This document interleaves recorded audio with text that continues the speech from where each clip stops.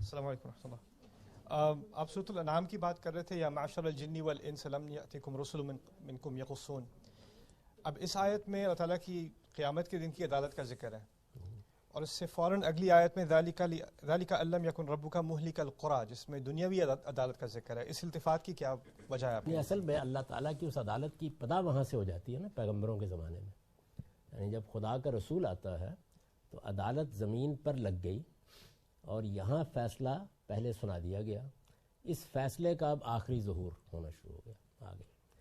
جزا و سزا کی ابتدا یہاں سے ہو جاتی ہے.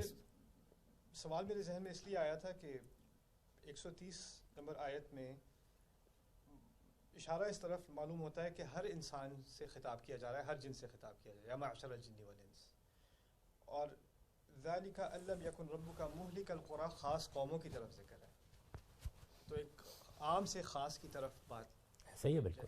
یعنی قیامت میں گویا اللہ تعالیٰ سب انسانوں سے یہ خطاب کریں گے کہ کیا میرے پیغمبر تمہاری طرف نہیں آئے تھے.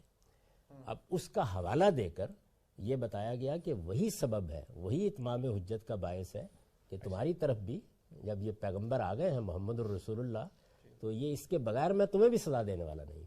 قرآن میں یہ مضمون ایسے ہی آتا ہے، کبھی رسولوں کا جو انذار ہے اس کے نتیجے کو سامنے رکھ کے آخرت کی طرف، کبھی آخرت کو سامنے رکھ کے اس نتیجے کی طرف.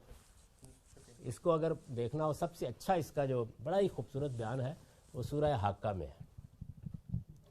یعنی پہلے یہ بتایا گیا ہے کہ کیسے یہ عذاب آئے ہیں، اور اس کے بعد وہاں سے اٹھایا ہے بات کو، اور اٹھانے کے بعد پھر قیامت کی